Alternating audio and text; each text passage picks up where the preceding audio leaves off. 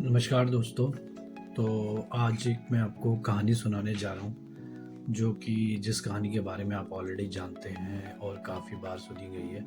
पर इस कहानी में एक बस बिल्कुल हल्का-सा चेंज है जो किसी को भी नहीं मालूम और उसी कहानी से जुड़ा हुआ है। तो ये कहानी है हमें महाभारत के एक बहुत बड़े योद्धा अश्वत्थामा की, जिसे हर कोई जानता है कि महाभारत युद्ध के बाद जब कौरवों की सेना हार गई थी, तो दुर्योधन के पास जाके अश्वत्थामा ने बोला कि मैं अभी भी युद्ध होने के बाद भी सारे पांडवों को मार दूंगा और उन सबका वध कर दूंगा।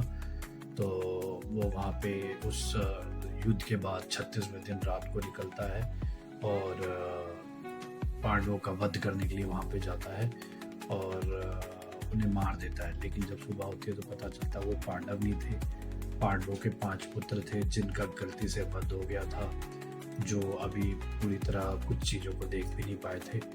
तो अश्वत्थामा को भी इस चीज़ का काफ़ी बुरा लगता है और कृष्ण जी भी बहुत मतलब विकराल रूप में आ जाते हैं, बहुत गुस्सैल रूप में आ जाते हैं और बोलते हैं कि मैं तेरा वध करूँगा और तेरे को अभी मार दूंगा। लेकिन उसे एक पहले से ही एक मतलब वरदान मिला हुआ था, वो कभी मर नहीं सकता।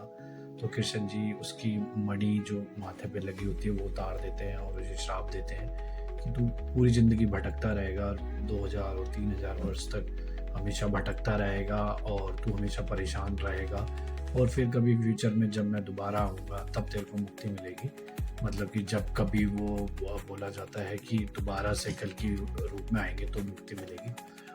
लेकिन जब ये कृष्ण जी उसे एक तरह से श्राप दे रहे होते हैं और उसे ये चीज़ बोल रहे होते हैं, इस चीज़ में एक और भी चीज़ ऐड होती है कि जब ये सारी चीज़ें हो जाती हैं तो एकदम से जो कहते हैं ना काल जो होता है वो उसी समय प्रकट होता है जब कृष्ण जी इसको श्राप दे रहे होते हैं और वो बोलते हैं कि तू खाली मतलब इसीलिए परेशान नहीं होगा कि तू हमेशा भटकता रहेगा और अमर रहेगा, बल्कि तू इसलिए भी परेशान रहेगा कि तू पूरी ज़िंदगी हमेशा किसी ना किसी रोग से ग्रस्त रहेगा, रोग से भरा रहेगा, तुझे हमेशा शारीरिक परेशानी कुछ ना कुछ होएगी।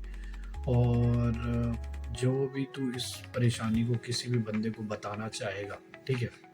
या अपनी गाथा या अपना जो भी हुआ है लाइफ में उस महाभारत काल में किसी को बताना चाहेगा, तो वो बंदा कभी भी पूरी तरह उसे सुन नहीं पाएगा। कुछ ऐसी हमेशा सिचुएशन बन जाएगी, विपदा बन जाएगी कि वो जो बंदा है, वो उस कहानी को कभी सुन ही नहीं पाएगा।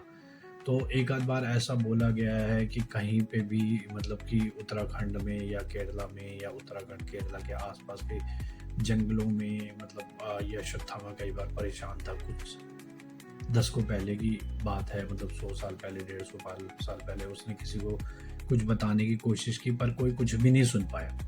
और एक आध बार अगर किसी उसने साधु को या फिर संत को या किसी ऐसे बुजुर्ग को कुछ बताया तो पता चला कि भाई वो तो पूरी तरह पागल ही हो गए और उन्हें फिर पेड़ों से बांधना पड़ा और इधर उधर से तंत्र वंत्र कराना पड़ा ताकि वो उन्हें उनका कुछ किया जा सके। लेकिन कुछ टाइम के बाद ही वो मर गए। मतलब कि जो भी काल का श्राप था वो सत्य होता हुआ साबित हुआ, ठीक है? और सबको पता चला कि ये तो एक बहुत बड़ी चीज़ है कि मतलब अश्वत्थामा की पीड़ा को कोई सुन भी नहीं सकता पूरी तरह, क्योंकि अगर कोई सुनेगा भी या पूरी तरह समझेगा, पहली बात तो 99% ऐसा होगा ही नहीं कि कोई सुन पाए। लेकिन किसी वजह से अगर कोई वो घटना को सुन भी लेता है तो वो पागल हो जाएगा। उसमें भी उसी लेवल की पीड़ा आ जाएगी जितनी अश्वत्थामा के अंदर है, ठीक है? उसी लेवल का मतलब क्रोध और अग्नि उसके शरीर में उत्पन्न हो जाएगी जो कि झेलनी बहुत ही ज़्यादा मुश्किल हो जाएगी कि वो बंदा या तो पागल हो जाएगा या फिर क्षतिग्रस्त हो जाएगा या फिर उसके शरीर में कुछ इतनी हाई लेवल की ऊर्जा आ जाएगी कि जिसे वो कभी भी झेल ही नहीं पाएगा। तो ये भी एक श्राप है जो उस घटना से जुड़ा हुआ है और देखा जाता है कि अश्वत्थामा आज तक केरला और उत्तराखंड के जंगलों में भटकते रहते हैं। कभी किसी को दिखाई दे जाते हैं या नहीं दिखाई देते, लेकिन कभी भी किसी बंदे को अपनी पीड़ा के बारे में पूरा नहीं बता पाए। तो ये एक बहुत बड़ा श्राप है जो उनसे जुड़ा हुआ है। यही एक कहानी मैं आपको बताना चाहता था।